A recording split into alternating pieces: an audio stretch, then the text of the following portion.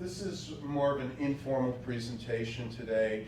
I wanted to talk about models and muddles because I'm not a visual person most of the time. I don't know if that's an iconoclash, maybe more iconocrash for me, but once in a while I kind of get a sense of some ideas about visual communication, and it's always interesting, of course, to look at it from a critical point of view. So I wanted to talk about models because in my new book I actually included a bunch of models which sort of, if I were to look back on it from an earlier time before I wrote the book or really got into it, I would be perhaps a little surprised that I included models in the book. But when we say the word models, I mean, I think different things come to mind.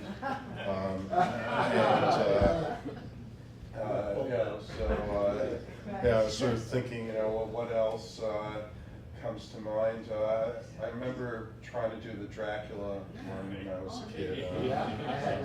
Actually, my dad wound up doing it. And of course, there's scientific models as well, and architectural models, and these Lego is very big, and of course, going back to model trains. But to get back to what I'm talking about, the idea of the model, to invoke a central general semantics metaphor, model is a kind of map, and of course the map is not the territory, meaning the model is not what it represents. I mean, models are representations. Get at a media ecological term, we have model is a medium. It's a way of communicating, a mode of communication. And McLuhan said the medium is the message, so you can also say the model is the message. As a medium, the model then comes in the middle. Every medium comes between two things, connecting two things, linking two things. So the model is something in the middle. And if it's in the middle, it's going to inevitably be a kind of muddle. So that's where we're going with it. And those of us that are in the field of communication often, and typically in an introductory communication textbook, there's a section that goes through models of communication. And that's part of where I kind of start out with this, but really even before that, we can go to something very familiar for us folks in general semantics, the structural differential, which I believe in Bruce Kodish's biography, and it explains that he was going to give a lecture at the New School and was thinking about how to explain his concept of abstracting and came up with this model. I would assume that many of you are familiar with it, but in case there's anyone here who isn't, or also because general semanticists like to go over these things, I'll just point out the top part with the broken parabola represents reality, the broken part meaning that it goes off into infinity. The strings coming down represent what we take. We only take in part of reality. The first circle then is the level of, I mean, it's called the object level. The broken parabola is the event level. The object level is what we would commonly refer to as perception, what we perceive with our senses. Then the tags that come down are language. And the first one would be on the level of just giving something a name. The next one would be a category, and we can go up into more and more abstract categories, again, theoretically, into infinity. practically, of course, not so, but anyway, you may also note there is a feedback. That's not in all the diagrams, but there is a feedback because our abstracting can eventually feed back into reality, have an effect on it, and alter it. And the little circle on the side there represents animal or non-human abstracting, which is that the animal is neither conscious, neither able to abstract. There's no language levels that come below it, nor is the animal aware that there is a reality apart from beyond its own perceptions, so it also doesn't trace back. People who are dog or cat lovers may have different views on this, but that's what the model represents. And there are different versions of it. As you see, this one has several in parallel to reflect the fact that each individual abstracts differently. That the process of abstracting, as Wendell Johnson emphasized, is a subjective process. Here's one that is done in a horizontal rather than a vertical way, and oddly works from left to right. And this is from the Australian Society for General Semantics, which may explain why they're going the wrong way. I don't know. This is just a different version of it, using kind of different sort of diagrams, the same basic idea. One point about Korzybski's model, though, was that it was not simply a visual model, and certainly not a two-dimensional one, but it was, he was an engineer, and he actually built it, and there are many versions of it that are in three-dimensional of different sizes. And in fact, he, in Science and Sanity, and he talks about, his view was that it was not just something to look at and contemplate like an icon, but something to actually touch and hold, and that you would learn better if you traced it with your fingers and got involved with the tactile sense. As far as I can tell, no one that I've seen has had any ever written about where he got the idea for this particular model from. I have a theory myself, but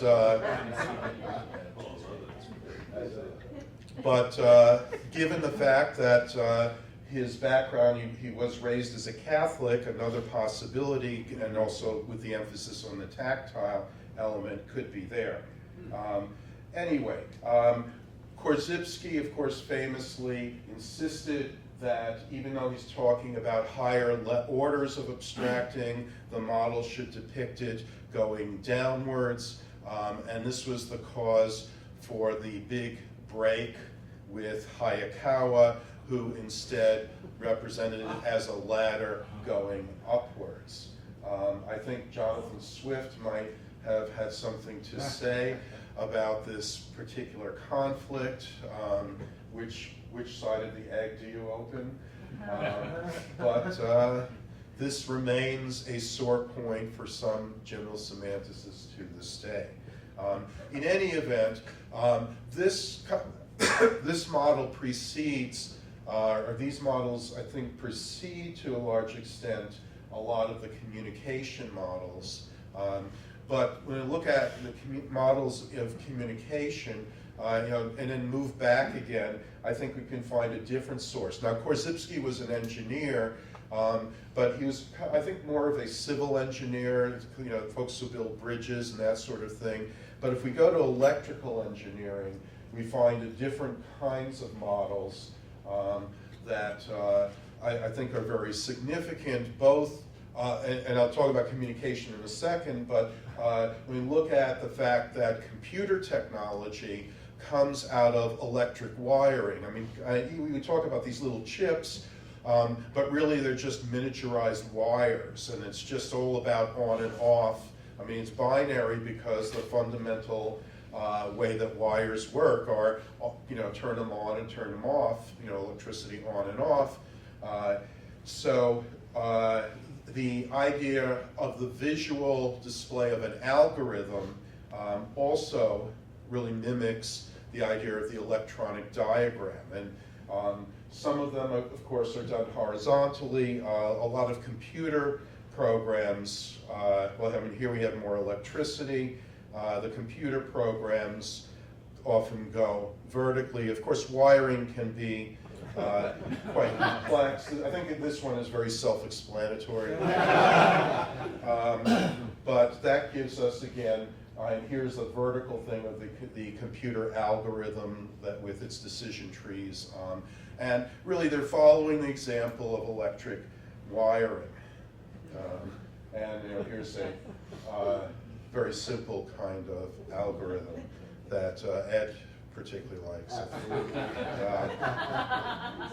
So this brings us to the beginning of communication models, and the famous one is the Shannon-Weaver model. Again, I think it's very clear that this is about electrical wiring.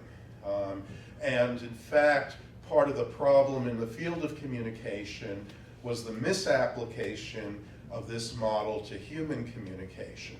Because it makes perfect sense that if you take like a phone, the source is not me, it's the microphone that I speak into.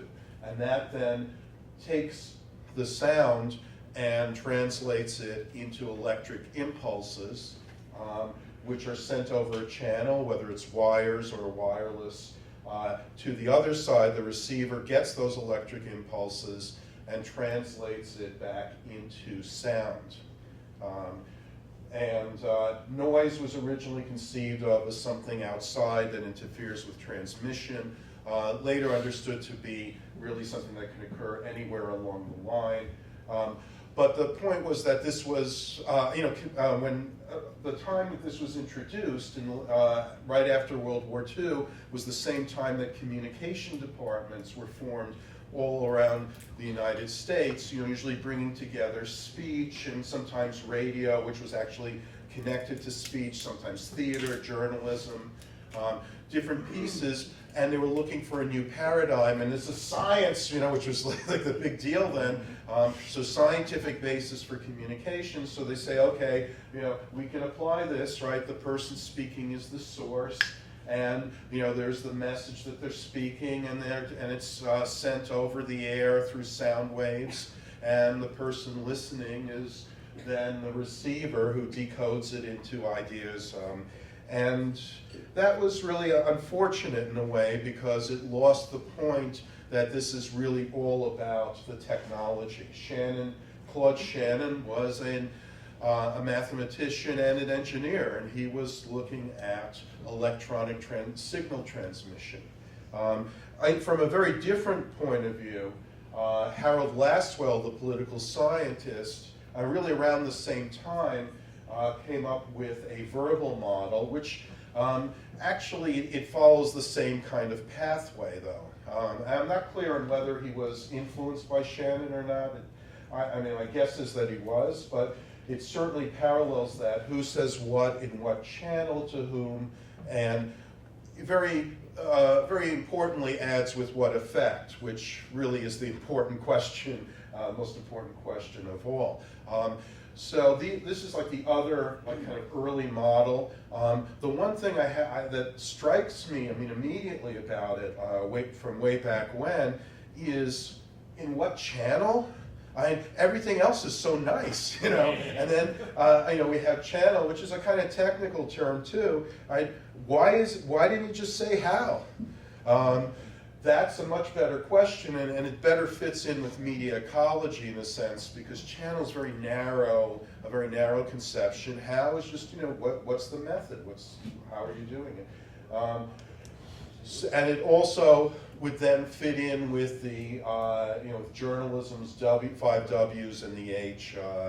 So I don't know what Lasswell was thinking, but anyway, we've had since then many other models. This one was the one that I learned as an undergraduate back in the 70s. David Barillo takes the Shannon Weaver model, and Barillo being a social scientist, and applies it, refigures it for communication, source, message, channel, and receiver. And I'm going to show you some different versions, variations that people have come up with. The thing that really I think want to stress about it is that they're constantly linear, and they're constantly showing communication as transportation, as transmission, as a message originating in one place being sent to another place, and sometimes two-way, but it's still linear. You can't get away from these arrows as being the essence of communication, whether it's up or down or left or right. One we learned in mass communication was Wesley and McLean. The X's are reality, so that's a bit of the structural differential there. The A is the source, the C is the gatekeeper, like the editor, and this is mass communication, and D is the audience, with all kinds of arrows going all over the place. Again, other versions of it, we still can't get away from the linearity inherent in it. This is a fellow some of us know, Davis Folger, comes up. I mean, as you see, and actually the effort to get more accurate, to try to cover more of it, makes the model less and less useful, or less and less clear. I want to give honorable mention to a dear friend, Frank Dance, retired now, and his model of communication. It was almost like, a kind of just saying, screw you guys.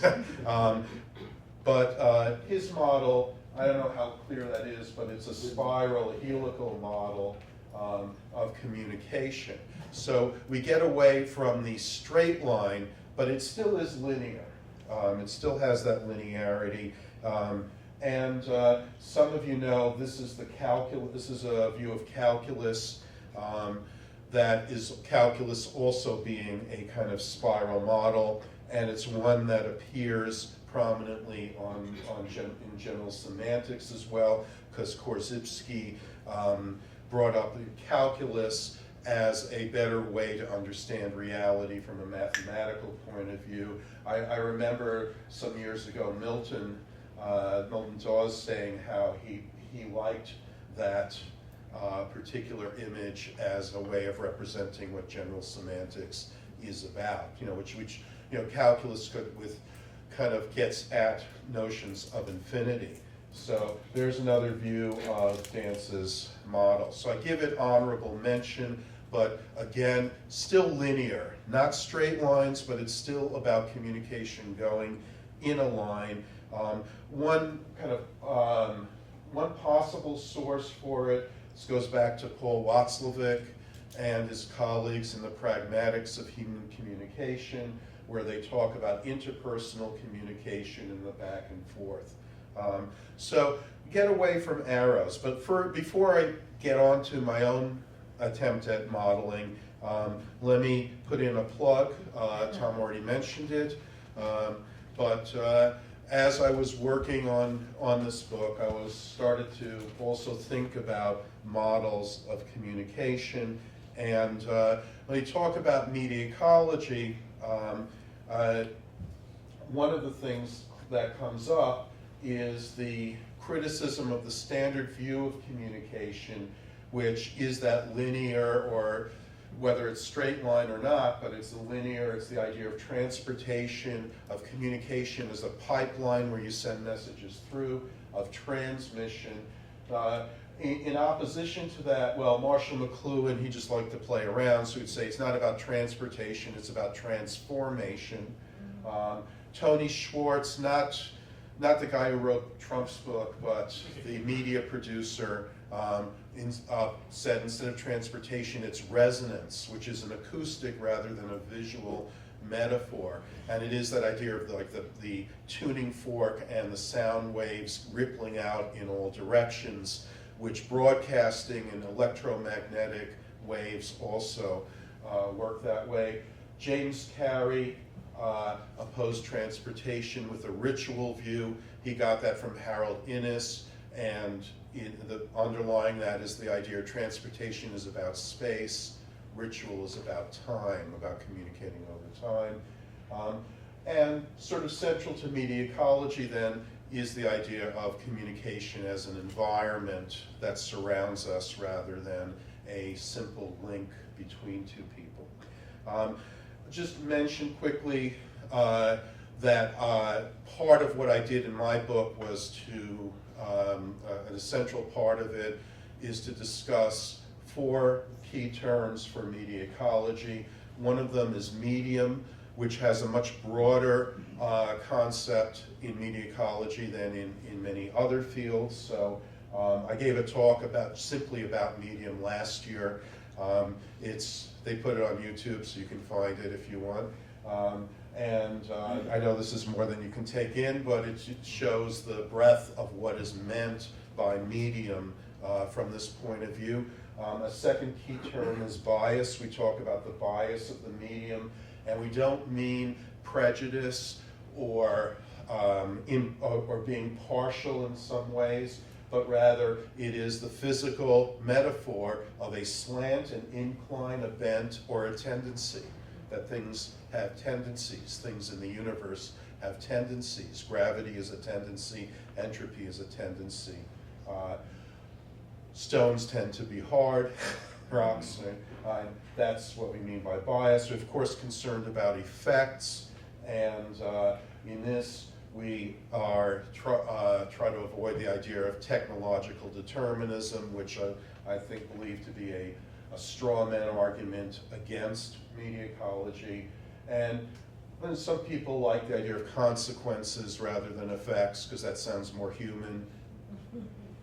If that makes you happy, fine. But we understand that there always are, you can never separate the undesirable effects from the desirable effects. There will always be unanticipated effects as well as anticipated effects.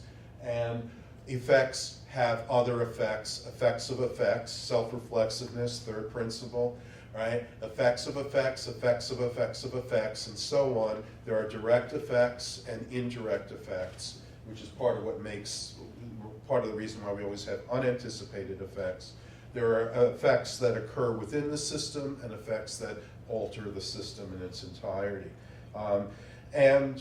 Idea of formal cause comes into play, as well as systems theory and emergence, and the idea of ecology as opposed to the kind of classical physical idea of cause and effect, like billiard balls. It's a different sense. Anyway, we have the key term of environment. Who did I get? That metaphor. But I want to move on to the various models I introduced.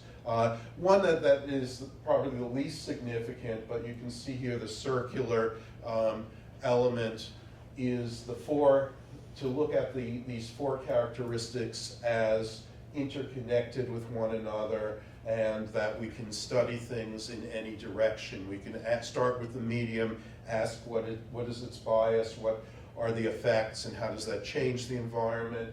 We can start with the effects and ask what is the medium behind that and the bias, and that it is multidirectional. I also included a model of communication, formal cause, which I got from, it comes from Marshall McLuhan, and his son Eric especially teased it out.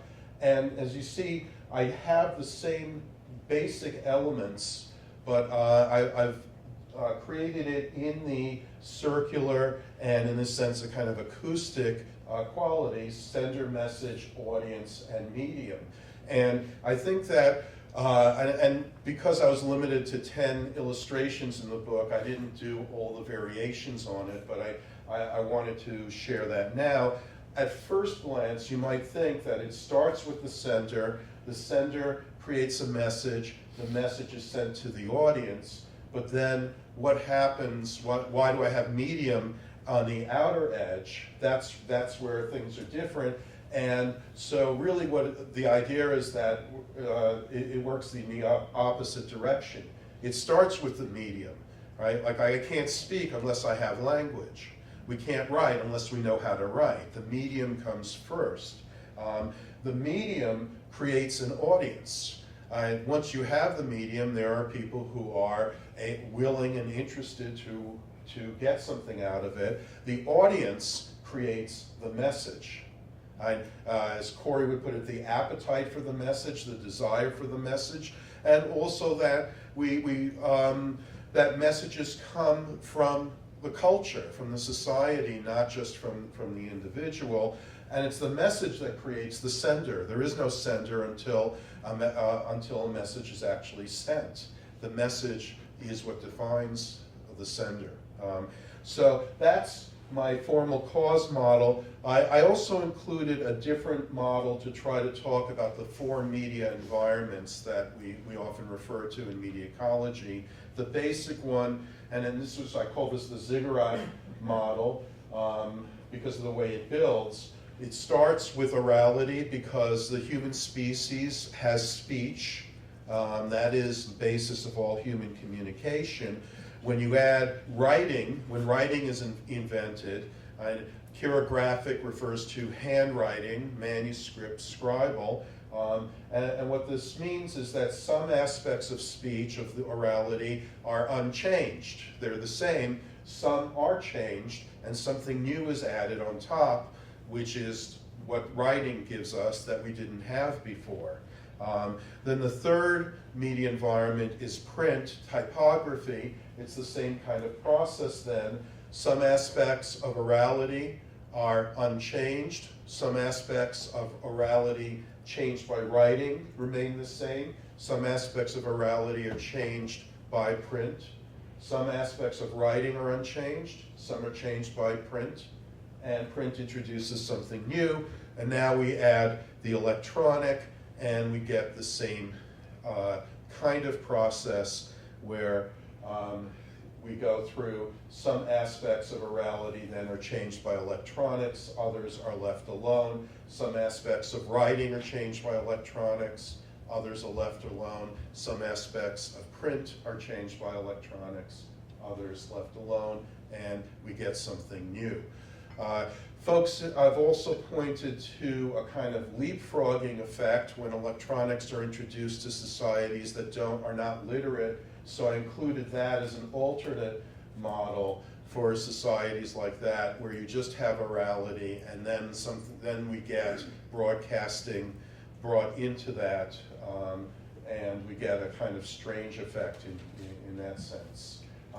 One last thing is that I wanted a model to talk about three types of environments, three really media environments, and I went back to Hannah Arendt.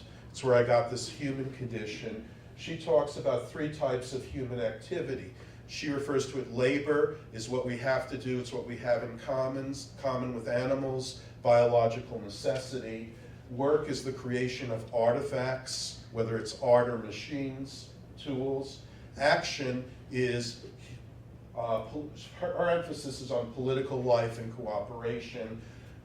In general semantics and media ecology, we can understand that more broadly as being about use of symbols, language. So it's the natural environment or biophysical environment, the technological environment, the symbolic environment.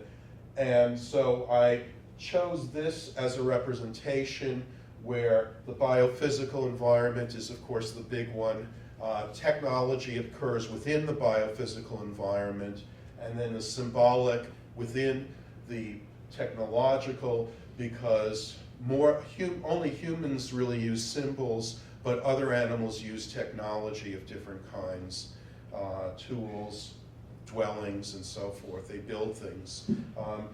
And I chose to use this called internal tangential circles because I just wanted to show that the symbolic was not cut off from the biophysical, but was linked to it, has that overlap. And when it came time to talk about a book cover, I brought up the idea of that kind of circle image, and so that became the design the book cover as well. That's it. Thank you.